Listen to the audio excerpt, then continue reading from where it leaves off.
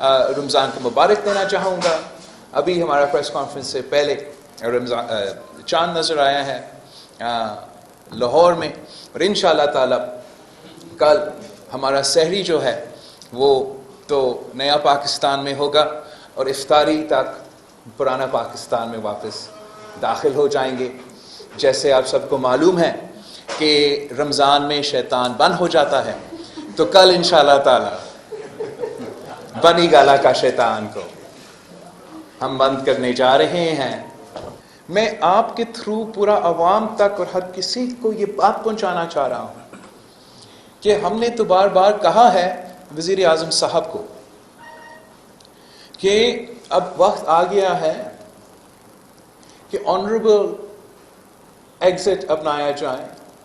ایک وقت کا اسپورٹسمین کو اسپورٹسمین اسپرٹ دکھانا چاہیے, اور اگر آپ کو اپنا شکست نظر آ رہا ہے تو یہ شکست ماننا چاہیے, یا استعفیٰ آپ کو دینا چاہیے تھا کہ اگر اب ووٹنگ ہو رہا ہے تو وہ ووٹنگ ایک پیسفل, پرامن, جمہوری, رسپیکٹفل انداز سے ہو.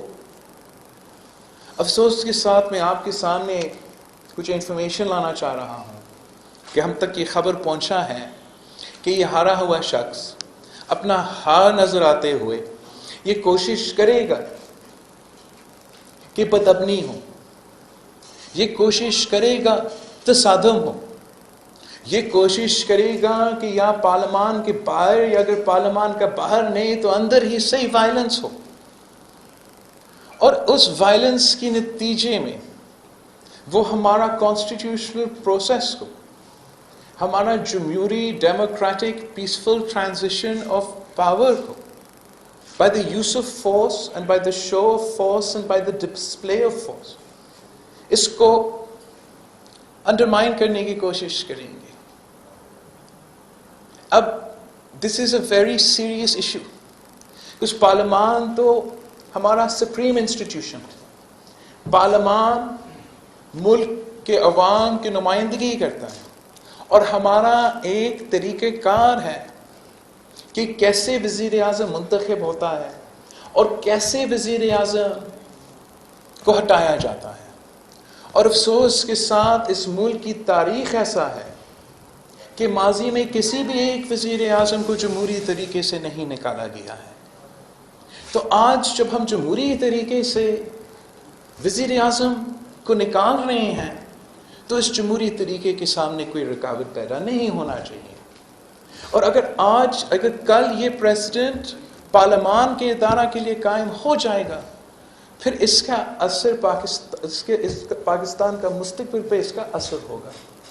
اسی اسلام آباد میں کیا ادھر کے دوسرے ادارے بھی ہیں, ان کے بھی اپنے قانون اور اپنے رولز کے مطابق اپنا سربراہ کو لگانے کے طریقہ کار ہے.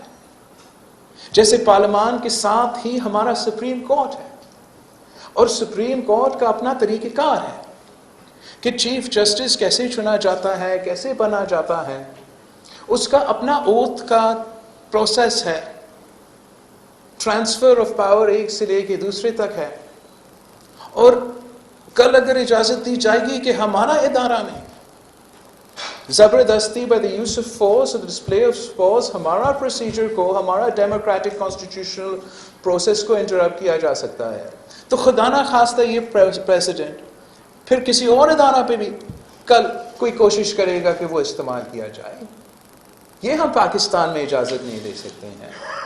یہی تو وجہ ہے کہ ہم سب اسی کانسٹیٹیوشن سے باؤنڈ ہے, اور ہر ادارہ کا ذمہ داری ہے کہ ہم اسی کانسٹیٹیوشن کا تحفظ کریں. اور آئین کے مطابق سپریم کورٹ کے پاس اختیار ہے.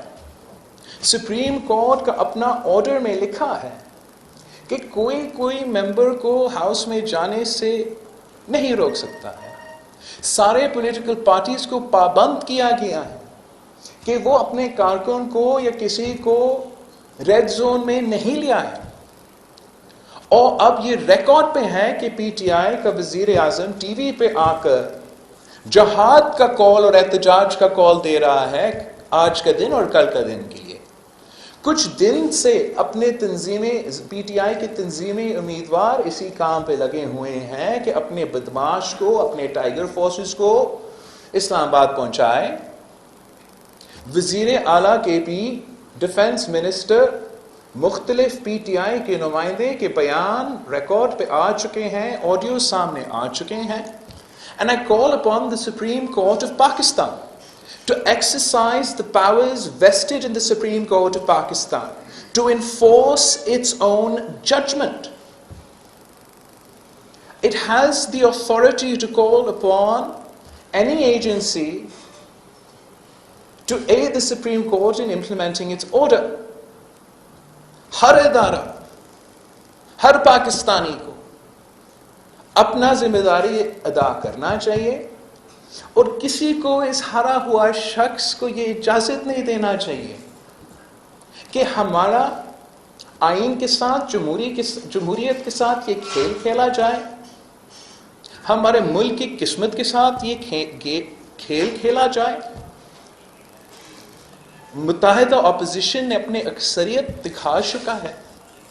کل کا فارمیلٹی ہی رہتا ہے، اور وہ فارمیلٹی کو آئینی اور قانونی طریقے سے فالو ہونا چاہیے. ہم انشاءاللہ تعالی ہم جانتے ہیں اپنے لوگوں کو کیسے تحفظ کیا جاتا ہے اور ہم کیسے پہنچائیں گے، مگر ہر ادارہ کو اور ہر پاکستانی کو اپنا ذمہ دار رول ادا کرنا چاہیے.